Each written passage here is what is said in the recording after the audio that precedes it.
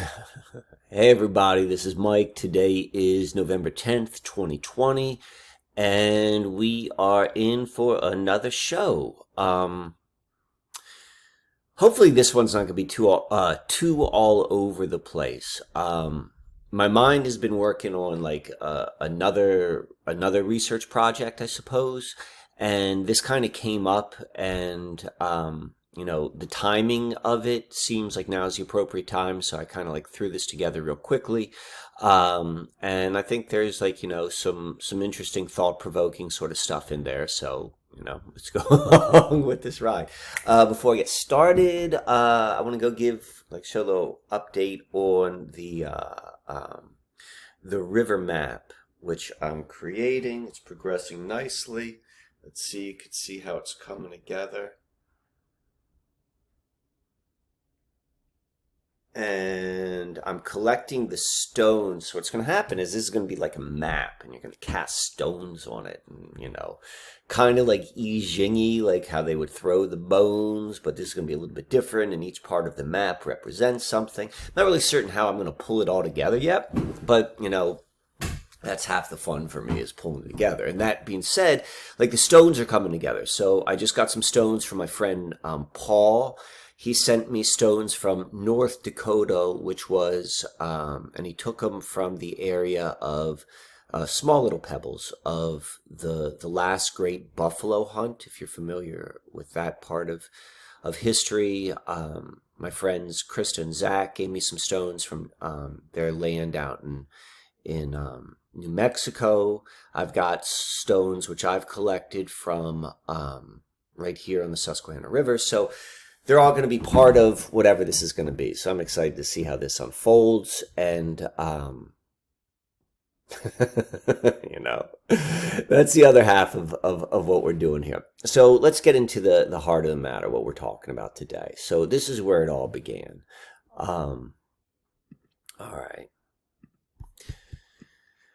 So you could see this, November 7th, this was Sunday, I get this text from my friend Ben, and it's saying, he's got like a screenshot, it's got, some Hebrew on it, and it says right here, the letters Kuf, Mem, and Lamed, with the vowels written here is pronounced Kamala, and means she killed.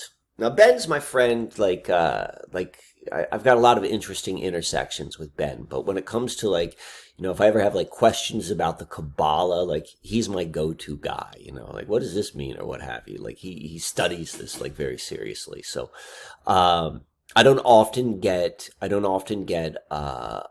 texts like this from him, but when I do, I take notice. And, this came on Saturday at 12:50 in the afternoon. So this was the same day which Joe Biden gave his victory speech. And so I write back to him, and this is funny. I don't know why this happens, but my phone, for whatever reason, is always like 10 minutes in front of everyone else's phone. So like this was my response to him, but his response to mine actually, in the way that the phone presents it, it shows it coming afterwards. But there's some sort of strange, the Matrix wants to have me 5 minutes in the future. But anyway, so I say, check out the history of her grandfather's plantation in Jamaica, and remember Bush's shock and awe, Shekinah campaign. You are onto something, in my opinion. Then he writes back, just bizarre kismet that I've been studying Hebrew 20 minutes after they call the election for Biden. I opened to the page where my bookmark was, and there was this, the word KMLH, which, by the way, is pronounced exactly how she pronounces her name, and it means she kills. Universe is so funny. And then he writes, shock and awe, that's wild. So all of the shock and awe and Shekinah is, that's been covered by a lot of people. I believe the great Freeman Fly was the first to really make that connection between Bush's shock and awe campaign and that being a invocation of Shekinah. But there's kind of like this precedence, particularly within Hebrew, and calling up female spirits in the name of some sort of shaping of reality from the people who shape reality on the political level. Remember, there are lots and lots and lots of levels. So, all right. So this all happens, and that was on November 7th. It was in the afternoon, and then that night, around 9 o'clock Eastern time, is when Joe Biden spoke. All right. And so I saw this the next morning. This came out.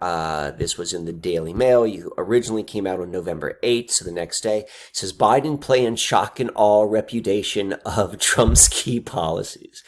So we're going to look a little bit into politics right now. I follow politics because I think it's a good way of understanding the way the typical person thinks. And that's really what this battleground is about, is the controlling of the masses. I pay attention to both sides of the coin. They give you, your two sides. I don't necessarily root for one or the other, but, I follow. So nonetheless, so we got this going on. And so to me, this is a pretty big indication. I'm like, okay, I'm going to further going down this line. There's been a feedback mechanism to me from the system that I'm on the right direction. So we're going to keep going with that. So let's go do this. This was Joe Biden at his victory speech, which I make reference to. You could see that it was in Wilmington, Delaware, and he is doing it in front of the Chase Center. We're going to get to that in a moment, but I just want to be clear with that. I want to point this out to any of the folks who watch this thing. This is a picture of Joe Biden from that particular presentation. Let me give you another one, and I'll show you what I want to point out. For those of you who kind of follow the idea of whenever you see the United States flag in a golden fringe, that has a certain meaning, usually tied to it's thought of within the sovereign movement. And whenever you see that, it's, they're speaking on behalf of the United States as a corporation. And when you see it without it, they're not speaking it in light of the corporation. I'm not certain what this means right now, but I just want to point out that is certainly the case from when he made this victory speech. For people who are following the drama of what's being told, if you are... So I say this to really, from an understanding of the mainstream population mindset. So if you're someone who identifies with Biden, and from what I gather, the majority of people who identify with Biden are really identifying with anti-Trump, because the images which have been put forth of Biden are just with him with all of the, the creepy touching, that should definitely have destroyed anyone's positive thought of this guy. But nonetheless, there's a lot of support around him, primarily the opposite of the Trump supporters. The Trump supporters, they're being fed right now this line, and it's probably accurate, but nonetheless, it's still in a lower level of reality of the story which is being told, which is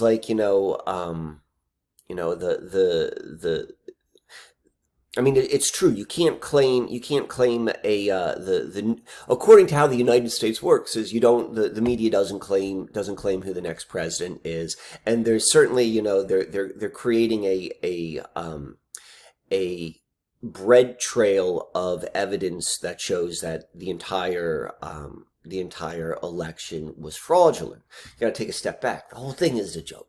But, it's layer over layer. So if you're going to go into the level of reality that believes there's a truth to the elections, well then, there is a whole level of reality there. And it does, it's seemingly there's a strong amount of evidence that is, that that it was completely fraudulent, and everything what you're seeing, particularly with the victory acceptance speech by Biden, was, that's it's showmanship, it's fraudulent, but and I know the whole thing is just like, it's a joke anyway. But nonetheless, there's a portion of the population, large portion, that is buying into this. So that was kind of like a side note. So I want to go into here, and this is what I found very interesting. I made reference to to a statement which was made by Rudy Giuliani when the mainstream news media stated that Joe Biden was the president-elect, and then Giuliani says, these are all actors, or at least something. He's like, no, the media doesn't announce who the president is. And so he made that statement. I think this might have been on Friday, the day before Joe Biden's speech. He made it right here. And this had everyone like all up in arms, because Giuliani is giving this speech for Trump in front of the Four Seasons landscaping company in Philadelphia. So let me show you where this is. So this is Four Seasons Landscaping. This right here is Center City, Philadelphia, and this is the Delaware River. This is Wilmington, Delaware, right down here. So this is friggin' bizarre. And so we're going to look at this from a couple reasons bizarre. So from what I gathered, like the first explanation, like the common level understanding of reality of explanation is like there was like some sort of mix up, and they meant to book the Four Seasons hotel, and someone booked this by mistake. And that's the most ridiculous thing I've ever heard. Like, that I don't buy that for a second. I don't believe that someone made that mistake. And if they did make that mistake, I don't think that it would have been caught soon enough. Like, it doesn't make sense. It's just like throw that out. There's a possibility, I suppose, like, this is a code.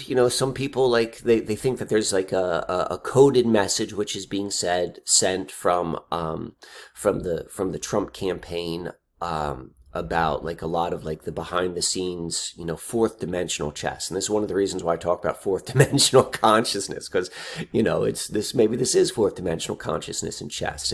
And there is something about Four Seasons. And landscaping or something like that. I don't know, what makes sense to me is I'll give you a couple of different scenarios. One is this is pointing at the dreamlike nature of reality.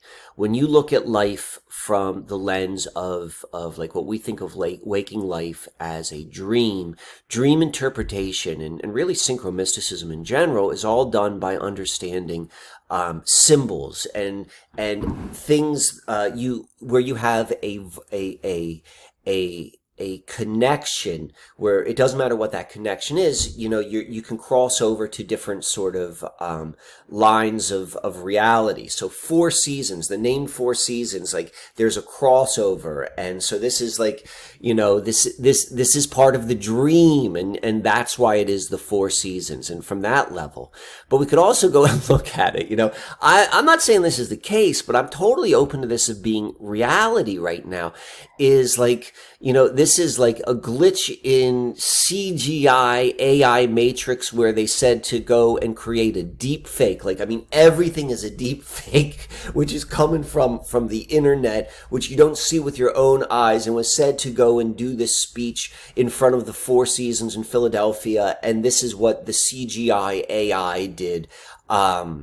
Because right before this was the whole like Rudy Giuliani, like Borat sort of thing, and that didn't make sense to me either. Like, I don't think that happened. I don't think it happened the way it was presented, at least. At least they've changed. Something has changed, because the character of Rudy Giuliani has always been like this very, very hard fighter. He was this, before he was the mayor of New York City, he was this, like, really, really tough district attorney. The guy was like the ultimate fighter and the ultimate fighting town. That's, here he is, like Rocky. And, he just kind of rolls over and plays dead to that for whatever reason. Like, but he was in play. Like, I don't believe any of this, or there's more to the story. But probably what makes the most amount of sense to me is Four Seasons. We get outside of like Four Seasons Hotel and Trump and luxury and all that sort of stuff. And we get to the idea of four seasons, and to every season, turn. And now we're coming back to what this is ultimately about, because everything we're seeing is just like everything we're seeing right now is to take our eye off the ball. Theoretically, your entire life has been that. Busyness. It's to take your eye off what actually is happening. What's actually happening, we don't even really understand. At best, we can do is look and try to figure out what what and where we are, and enjoy the ride, right? So, Four Seasons. This is all about the end of the season. For every time, there's a time for everything, and this is apocalyptic. We're living in the apocalypse, whatever that may mean to you. We are undoubtedly at the end of the one epoch, and we are coming into the birth of another epoch. They're trying, whoever they may be, to sell you a particular expression of that new reality. But that is not necessarily the case. The only thing that is true is it's changing. And that, to me, is really what this is about, and what all of this symbolism is about. And, the falseness to the Biden flags, and like all of this, like she kills, that's the end of, that's the summoning of the Kali. That's what we're seeing here in this very kind of deceptive sort of way. So let's go down, and we're gonna see some really weird stuff now. So, where do we want to go? So let's go here. We've got the Four Seasons landscaping, and we've got Wilmington, Delaware. We saw the Biden speech at the Chase Center, and it took place right here. This was the Rudy Giuliani speech, this strange Four Seasons the day earlier. All right. So the next night, or I guess later that night, so I watched the Biden speech. I knew he was going to speak. I normally don't watch this stuff, but my interest had been piqued. I'm like, all right, I'm being pulled into this by the text from my friend Ben. And then I get this message. This came November 7th at 10:28 p.m. after that acceptance speech. This is from my friend Dimitri, and it says, "Was the Biden-Harris event tonight a ritual or what? It felt like some sort of divine feminine was brought forth," which we go back to here. This is what my friend Ben is kind of alluding to. He's like, this Kamala, it means she killed, and we talked about the Shekinah and what that was. And we want to go back to this idea, like way in the beginning of 2020, when the whole COVID thing came out right after the Kobe Bryant death. And, all of the same characters. Go back and listen to the Higher Side Chat interview I did in February of 2020, and I got into Kobe and his death, and I tied it into all the same people. I tied it into Biden, I tied it into Bush, and you could see how it all connects. But anyway, so if you recall, there was a correlation how through Google Translate, if you were to go and type in COVID, and then you put it in Hebrew and you put it back, and you would see that Kobe appears, and we're beginning to see the same sort of, my friend here, Dimitri, who's got no correlation with been, other than the fact that we're friends. I don't really hear from Dimitri that often, but like, I heard from both of them on the same day, and they both are kind of touching on the same thing. So, this is a link to me. This is an indication to go down this path. What's going on here? So, something's being brought up, and most obvious. I've talked a lot about Biden, but what's has been the case for some period of time. It's always been the vice president who's running the show, whether that would be like, Cheney, or whether that was George Bush with Reagan, or, maybe it was Biden with Obama. I don't know, but we're going to get into Biden. Biden, like at 77 years old, is definitely, he seems to be more of a figurehead, and if anything, the glue. And I'm going to show you this glue in a little bit later on. But we're going to go down the Kamala sort of time. We're going to go down that rabbit hole for a bit. So Kamala is probably best recognized for her connection to Jamaica. Well, I mean, I guess she's connected to both. She's got a connection to India, and we talked a little bit about, like, the Kali, and Kali is a destructive goddess within the Vedic telling of reality, if you will. And they've got the Vedic perspective is a different kind of apocalyptic time frame with like the yugas, but nonetheless, it's the same idea. It's all based upon understanding sky clocks and stuff like that. But nonetheless, we can see how these different sort of archetypes are being invoked. So we've got Jamaica, and this is where Kamala's connection to Jamaica comes from. Her father is said to be a descendant of Hamilton Brown. Hamilton Brown was the Irish-born British sugar planter and slave owner in St. Ann Parish, Jamaica. He gave his name to Hamilton Town in the parish of St. Ann, now called Brownstown. So we're going to get to this in a little bit, but I want to go and show you how, let me see right here. It says he is the possible paternal third great-grandfather to United States President-elect Kamala Harris. We also see here the town of Brownstown was founded by Hamilton Brown, the connection. We see that, and right here, where is Brownstown? Brownstown is this part of Jamaica. So where do we want to go down to next? All right, so now work with me here a little bit. This was something that came out from the Washington Post on August 19th, and they're kind of linking Kamala to Nanny of the Maroons. And so, I know a little bit, I guess, about my Jamaican history. So Nanny of the Maroons was she was a leader of freedom fighters. Like, this is back in, I want to say, when did she live? So we could see Nanny of the Maroons.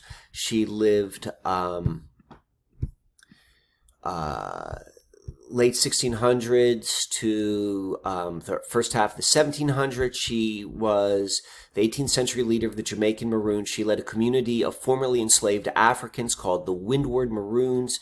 In the early 18th century, under the leadership of Nanny, the Windward Maroons fought a guerrilla war over many years against the British authorities in the colony of Jamaica, which would become known as the First Maroon War. This woman was she was a tremendous fighter. From what I understand, both the United States colonists and the Maroons are the only peoples to ever hold back the British Empire. When the British Empire was reaching out and taking over everything, these are the only two which supposedly were able to fight them off. And arguably, they didn't. They set treaties where the British Empire still controlled it. But nonetheless, this is who Nanny Maroon was. And she was a very, very, very powerful fighter. So when you go and think about this, she kills, and this article, which we see right here, which is from the Washington Post, which is Jeff Bezos, which is CIA, which is all this, they're linking what's being what is being brought forth right here, but this energy of Nanny Maroon, Nanny of the Maroons. I think she was also known as Granny Nanny, maybe something like that as well. So let's go a little bit deeper into here. During the years of warfare, the British suffered significant losses in their encounters with the Windward Maroons of eastern Jamaica. The Maroons attributed their mastery over the British to the successful use of the supernatural powers by Nanny. Having failed to beat them on the battlefield, the British sued for peace and signed a treaty with them on April 20th, which, April 20th is an interesting date nonetheless. But so we see that Nanny Maroon is also attributed to being very, very magically, spiritually gifted. Okay, so we are in Wilmington, Delaware here. So Wilmington, Delaware is the home of the DuPonts. And if you know the DuPonts, if you're familiar with the works of Fritz Springmeier, when he talks about the 13 bloodlines of the Illuminati, the DuPonts are known as the esoteric, the occultists of the occultic family. So like this is like occultic headquarters. Like DuPont is like I've talked about them before. They're death merchants, and so we go and we see like all of this symbology, which is happening. We've got the Washington Post, which is linking Kamala to Nanny Maroon. And which is interesting is when that happened, there was a huge backlash. Washington Post gets trolled for the bizarre feature on Kamala Harris' Jamaican ancestry. The American media outlet, the Washington Post, came under criticism for an article that seemingly conflated Democratic Vice President candidate Kamala Harris's Jamaican ancestral lineage with the national heroine Nanny of the Maroons. And so I found like some of the comments were kind of interesting. So the first one, which is kind of like which makes sense, is this guy here is saying, like, how can you go and spin Kamala's heritage to Nanny of Maroon, who was a slave? She was fighting the slave industry, the slave masters, where her family actually descended from the slave owners, and like, the ridiculousness of like tying her to this freedom fighter. But then this other guy here says, like, do they realize, as part of the truce agreement, Queen Nanny's Maroons help uphold slavery in Jamaica? And, that's really the truth, and that's the same thing about, like, that happened with the end of the Revolutionary War. Is like, it appeared that America was free, but when you go and you look at the details, like, no, we still were always part of the British Empire, and my friend Emily always points out, like, maybe they've never lost control, and I think that kind of makes sense to me. But nonetheless, we're beginning to see like what is at play, what is happening right here with this thing which happened in Wilmington, Delaware this past weekend. Let's see, do we have anything here? What I did find interesting here, talking about our this dream world sort of thing, is the then governor of Jamaica. So this is during the battle, like during the Maroon Wars, was Robert Hunter, and so we're touching up against like this Joseph or Hunter Biden. The name Hunter is at least in play again, but. We're going to switch gears a little bit, because let's think about Jamaica from like a more modern context and a more like mainstream context, the mainstream mindset. So most human beings like on Earth, and I'm not saying that this is a fair representation of what and who Jamaica is, and maybe it is, maybe it isn't, but I'm just saying that this is probably what Jamaica in the mainstream mind is best known for, and that is that's Bob Marley. So if you go and you look, as we saw before, Jamaica's, it's a pretty big island. It's not the size of Australia, but it's a big island. Here's Kingston, Jamaica, what you're best known for. Right here, this is Moortown. So this was the land which was given, I think 500 acres was given to the Maroons after the Maroon War, and this is Moortown. This right here is Brownstown.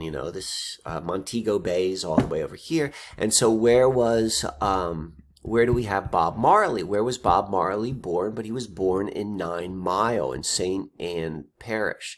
And that is just a few miles. 9 Mile, Jamaica, is a few miles south of Brownstown. This is where Bob Marley is from. So now we're starting to get somewhere also. So now we see that Brownstown also connects to not only Camilla Harris, but we also see this Bob Marley connection. We got this right here. Here's Brownstown. Here's 9 Mile. If you go from a straight line, it's 8 miles away, Probably it is 9 miles. Actually, what's really friggin' nuts? This just popped in my head right now. When I was looking at, I don't know if this is going to show up. If you were to go and look closely on Google Maps of where Four Seasons total landscaping is. If you go look right here, this is known as 10 Mile, Philadelphia. So this is, where were we right here? We've got this is 9 Mile, and this is probably maybe 9 miles from Brownstown, maybe. That's where the Bob Marley, where Bob Marley's birth was, okay? So this is where it's going to start getting so interesting for you guys. Few people know this. Bob Marley, before he became famous, he lived in the United States. And where did he live? He lived in Wilmington, friggin' Delaware. All right, so where Bob Marley lived and worked in America.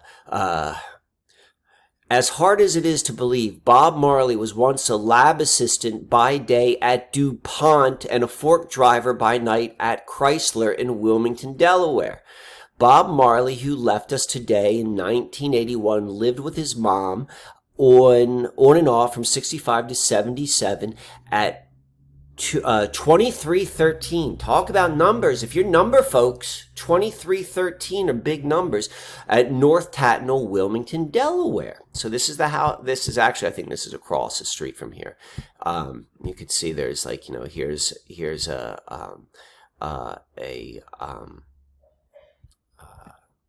little homage to Bob Marley, but it's across the street where his actual house was. And for people who are familiar with Wilmington and or Bob Marley, they know this is part of Bob Marley's legacy, and that his house is a pilgrimage place.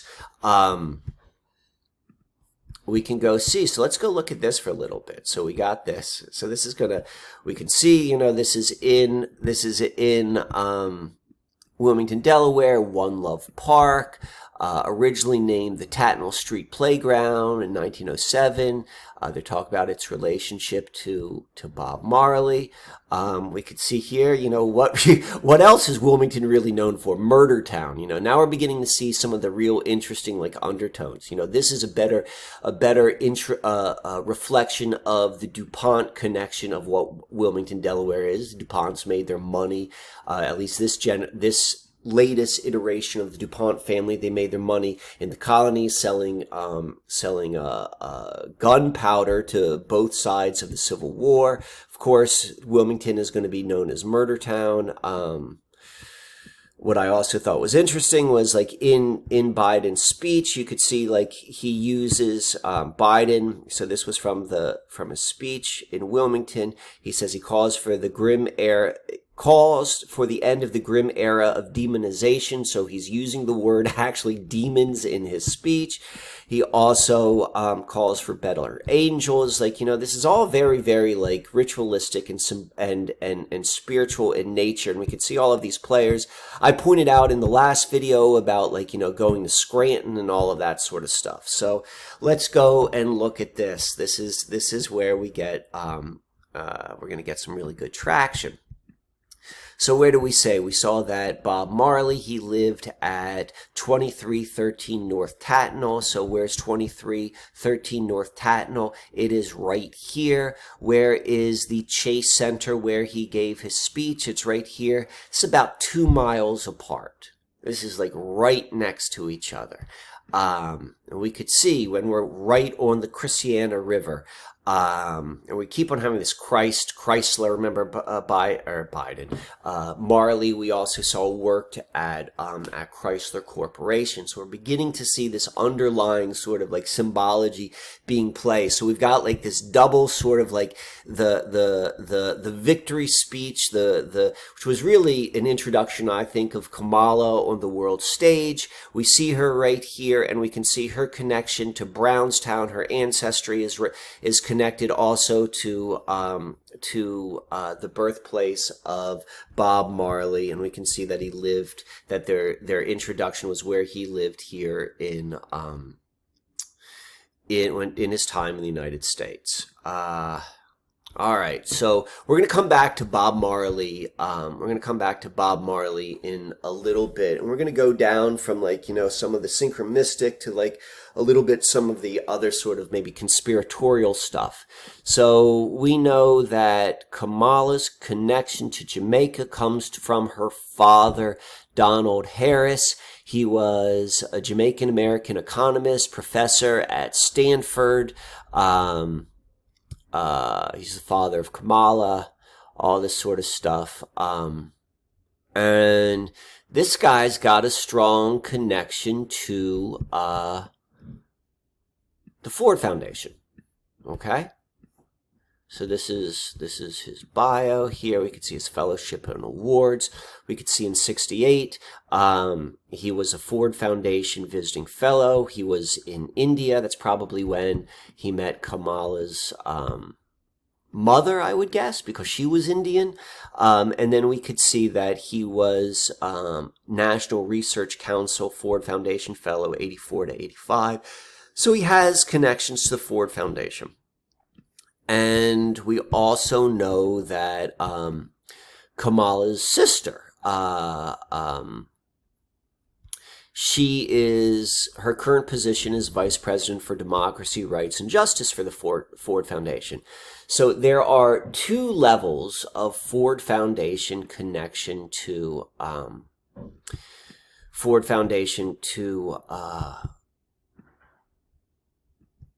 Kamala Harris here. Okay. So this should sound familiar to you. For those who are paying attention, if you remember Barack Obama. Barack Obama's mother, Ann Dunham, she also worked for the Ford Foundation. She worked for the Ford Foundation 81 to 84, which is, right around the same time that Donald Harris was at least a National Research Council. He worked with the Ford Foundation in India. We know that Barack Obama's mother, she was in Southeast Asia. She was in Indonesia, not quite India, but like in that same part of the world.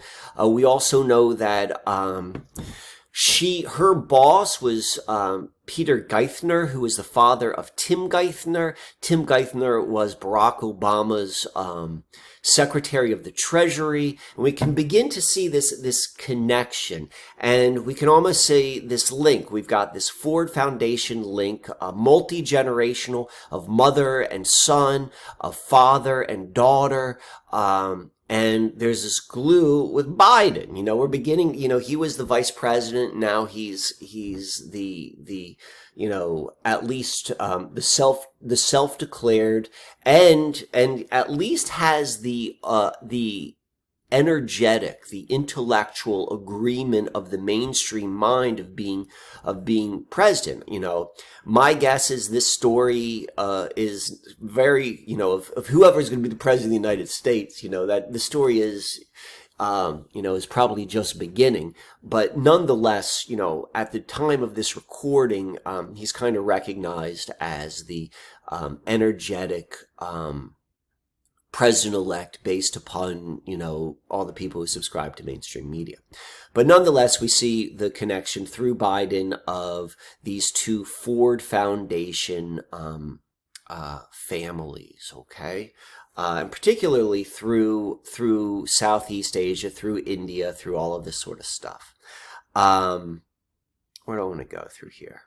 So let's go look into the Ford Foundation a little bit. So let's go see where do we have. So the Ford Foundation, it began, the Ford Foundation was created in 1936 by Edsel Ford and his father, Henry Ford. It was originally founded with a $25,000 gift. By 1947, after the death of the two founders, the foundation owned 90% of the non-voting shares of the Ford Motor Company. The Ford family retained the voting shares between 1955 and 74. The foundation sold its Ford Motor Company holdings and now plays no role in the automotive company. So, okay, let's go here. The purpose of the foundation: to reduce poverty, injustice, strengthen democratic values, promote international cooperation, and advance human achievement. This is how all this stuff, like all of the foundations, they all read like this. They all sound great. So what do we got here? So, okay. So this is where we're starting to get into something good. So what we do know is that the Ford Foundation made a big change in what they were. Really, in 1947, the two founders died. Now, we also want to put in mind, like, what's going on in 1947. This is right after World War II. This is really when, if you've seen my 100-year transition, began in 1945. This is like this would everything, like this whole thing which we're coming to the accumulation of, like, this is when it really began. 1947, this is, ENIAC, the first computer, the suburbs, beginning of television, all of this stuff. This is really in the infant stages of all of that. So, it quickly became clear that the foundation would become the largest philanthropic organization in the world. The board of trustees then commissioned the Gaither study. So this is different than Gaithner. At least they're telling us it's off by one friggin' letter. If you go and you look at the Gates Foundation, the Rockefeller Foundation was set up by a guy by the name of Frederick Gates, and then Bill and Melinda Gates Foundation based their foundation, or were inspired by the Rockefeller Foundation. And they said that there's no correlation between Frederick Gates and Bill Gates. You decide whether that's true or not. And we see the same thing here with, like, this Gaither study and Gaithner study. They're saying that there's no correlation, but nonetheless, we're going to look at this. So the committee was headed by California attorney H. Rowan Gaither and recommended that the foundation become an international philanthropic organization dedicated to the advancement of human welfare. So this is when it changed. So this is when the Ford Foundation went from whatever it was the founders had in mind to something else, but they kept the name. Okay, this is where the sleight of hand takes place. The Ford Foundation's first international field office opened up in New Delhi, India. So India is definitely important here. So the question is, who is this Rowan Gaither? So that's who we want to go look at. Let me go look at this before we get into Gaither, because this is where it gets interesting. After its establishment in 1936, the Ford Foundation shifted its focus from Michigan philanthropic support to 5 areas of action. In the 1950 report on the study of the Ford Foundation on policy and program, the trustees set forth areas of action: economic improvements, education, freedom, democracy, human behavior, and world peace. If you can read between the lines, you can see what this is all about. These areas of action were identified in 1949 by this Horace Rowan Gaither. This is the guy who's behind it. He also became the president of the Ford Foundation. So who is this guy? Who is this guy? So this is where it all comes from. So we see from Obama, and we see from then to Harris. We see it's all Ford Foundation. This is where Ford Foundation comes from, and it's this Gaither, a San Francisco attorney, assistant director of the radiation lab in MIT, and he helped found the Rand Corporation. Ding, ding, ding, ding, dong. So let's go. So hopefully you know what the Rand Corporation is, because if you don't know what the Rand Corporation is, like you know this is the games which we're seeing played out. This is all Rand Corporation stuff. Rand Corporation was the first military think tank. They are the inventors of game theory, or at least the masters of game theory. So let's go back to Gaithner though. 58, 59, he served as the first chairman of the MITRE Corporation. MITRE Corporation, huge military-industrial complex. From 59 through his death, Gaithner was general partner and founder of Draper, Gaithner, and Anderson, one of the first venture capital funds. This is where it all comes together. You know, it's all the same sort of stuff. San Francisco. Where's Harris from, you know? And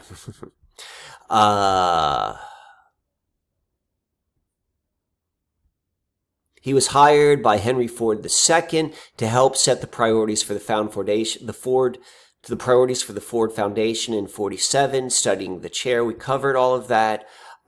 He's best remembered today as the author of the controversial 57 Gaithner report on the vulnerability of American defense. This like really got us into like making lots and lots of missiles. 1948, the Rand Corporation was incorporated as a non-profit corporation under the laws of California. Project Rand was formally transferred from Douglas Air Corporation to the Rand Corporation. The initial capital for the spinoff was provided by the Ford Foundation. Look how this is self-circular. So, circular. So the Ford Foundation founded the Rand Corporation, which then the Rand Corporation like set up the direction of the Ford Foundation. That's what this is all about. The Rand Corporation. So this is it. The Rand Corporation aims for interdisciplinary quantitative problem solving by translating theoretical concepts from formal economics and the physical sciences to novel applications in other areas using applied sciences and operations research. They game everything, okay?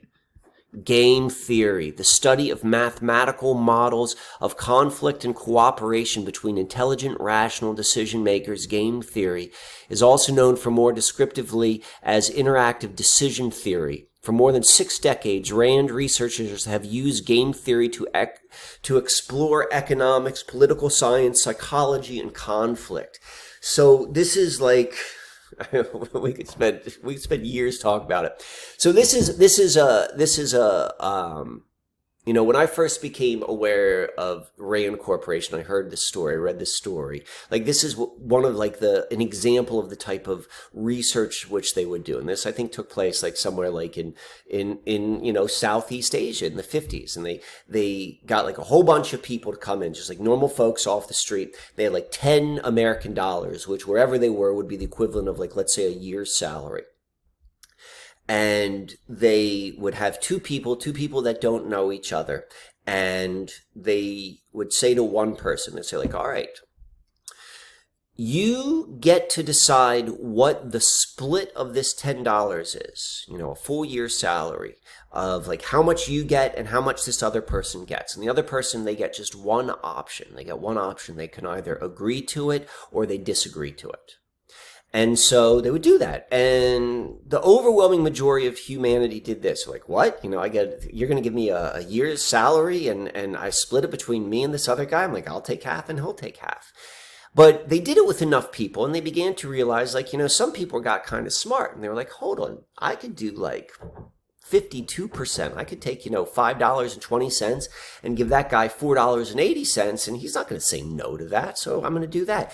And what they kept on doing was really fine-tuning that. And they began to realized that there was a point. There was a point where, and they're using like the laws of big numbers. They got enough people. There was a point where like the other person would rather say no and get no money at all than have the other person get the majority of it. So let's say like, oh, I'm going to take $9 and you get $1. And it's like, no, screw that. But like, you know, maybe the sweet spot's like probably around 80, you know, I'm just kind of, you know, guessing what that would be.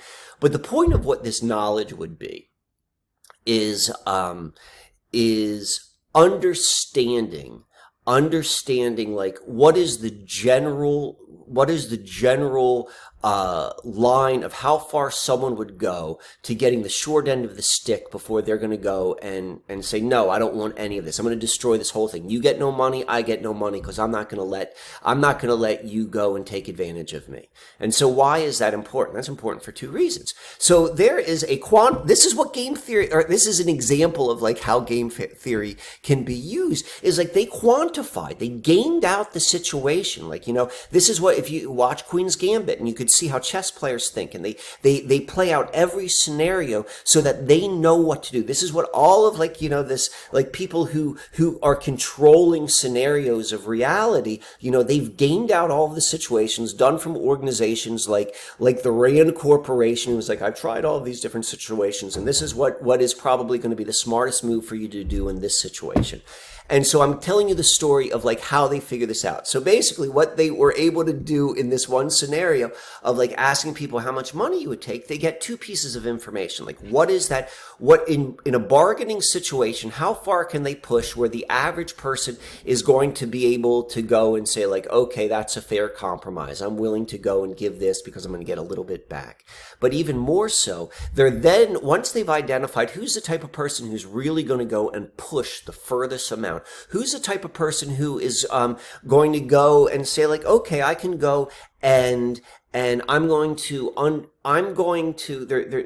they're going to really look for the outliers. The outliers is what's interesting. I'm going to go and look at understanding the mentality of both the person who's going to push the envelope to try to take full advantage of the situation, and they're going to look for the outliers of that situation, who are the ones who went along with it. Because some people did go along with it. Some people will be like, oh, I'll just take the $1 because $1 is better than no dollars at all. And, I got to do this. I got to pay for my families, or what have you. I don't care about that. I'm just happy to get this $1. Then they're going to go and do personality profiles on that person.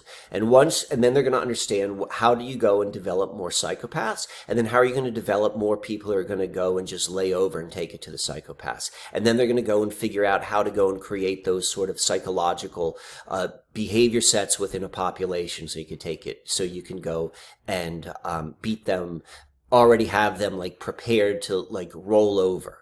All of this stuff was done in the 40s, 50s, multi-generational. Like this is, that's the world we lived in. This is generation after generation after generation. This translates into all of the shit which you see, which people have been born into, like through like culture creation and all that sort of stuff. The point I'm trying to go and give you right now is a real world example of what the Rand Corporation does, the sort of quantitative information they have, so that when a situation comes into play, they've thought about everything. Like, I don't know if you've ever heard this before.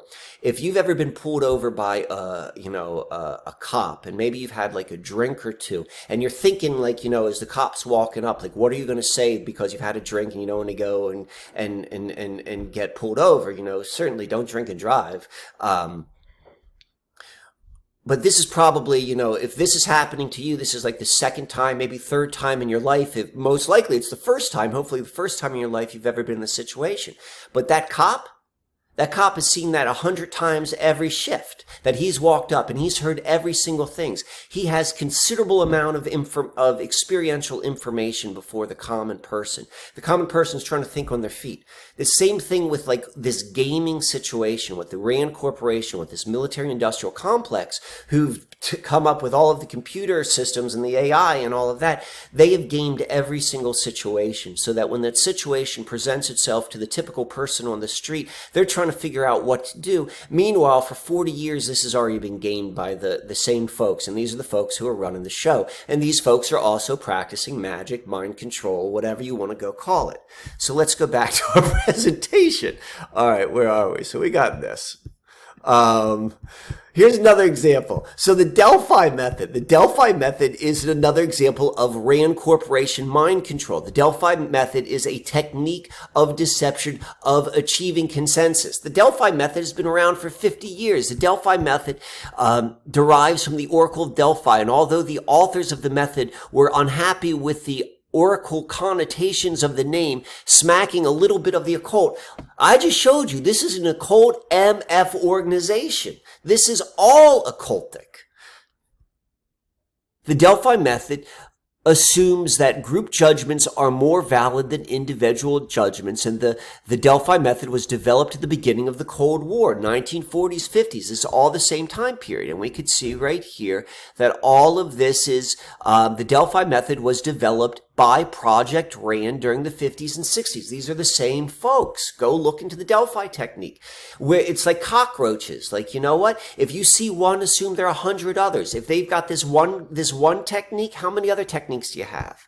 So let me go and bring this one last thing. All right. So Transition Integrity Project. Let's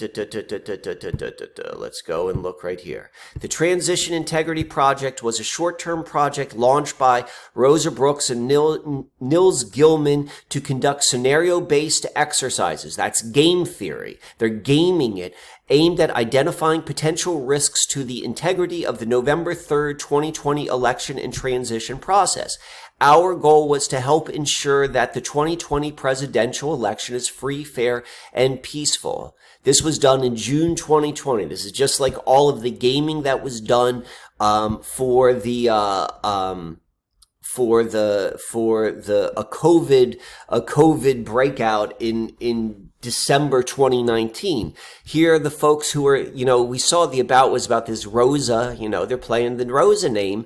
The most famous name for Rosa is Rosa Parks. So we're hitting the same sort of like psychological trigger hot buttons. But who's really behind the national integrity process? We got John Podesta. We've got William Crystal. We got all these folks. These are the guys who are really behind it. So what do we have? This is from their website. These are the scenarios, and they're telling you these have conducted the exercises on these dates right here, right around the solstice, right around when it, these are the best case scenarios. They're running that, and that sounds very similar to like, look, this is another example of a game theory done by the Rand Corporation. This is called the prisoner's dilemma. If A and B did this, look, it's all the same stuff. This is all Rand Corporation game theory, which is unfolding before us with a touch of the occult. But it's a dream. The game is to get you involved in the game. The game is to get your consciousness hooked into it. That's the friggin' game.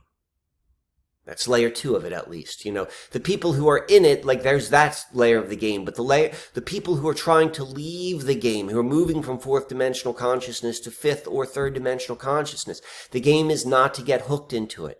We're seeing behind it. So, all right. So let's go to this. We talked about this in the beginning. It's all apocalyptic. Apocalyptic means the end of the age. They're coming to a new age. We know that. We know what they want their new age to be. It's technocratic. It's AI based. All of that sort of stuff. All the same people, same places in the world. All that stuff going on. And we see hiding in the background. We see him hiding in the background right here. We see him hiding in the background right here. We see the ultimate Aquarius freedom fighter. I know a little bit about Rastafarian beliefs, but what I do know is it's apocalyptic in nature, and it's a recognition of the destruction of the Babylon system and the coming of the new period, the new time. And we've got this in the background. We've got this in the background, and there's part of me that doesn't buy there's something very, very, very special about the Bob Marley story as well, and his supposed demise. Not just the fact that it was a CIA plot, but maybe a little bit deeper. But the most important thing, is not to get caught up in the game theory. It's to see through the game theory. And remember, this is probably the most important, jingle ever put in the mind for this time is because every little thing is going to be all right. All right. We're going to see through this. We don't know what's coming, but we see the game. We see the storm that's in front of us. I said before that this was kind of like a spontaneous sort of presentation I pulled together because there is something else which I really wanted which I've been working on, which is much more along the dream nature of reality. And this is going to flow into that. So that's going to be my next presentation. Thanks for hanging around. It's the importance of the rivers and the stones and the rocks, ground in reality. Learn to see things what they are, not through their symbolic way. Make art, be kind to each other. If you want this type of interpretation, I'm now, hit me up with a biomancy session. Right to the 40th parallel, order one of those books, go Susquehanna Alchemy for that stuff. If not, thanks for hanging around. I hope this was enjoyable. It should be fun. Half of this should be fun and kind of like, wow, look at this thing which we're in and look how we're breaking out of it. Look how hypnotic and all of this stuff they're trying to do so that we don't fall, we don't see through it. But at the end of the day, we're seeing right through it and we're laughing at it. Okay, my friends, enjoy the day. I'll talk to you real soon.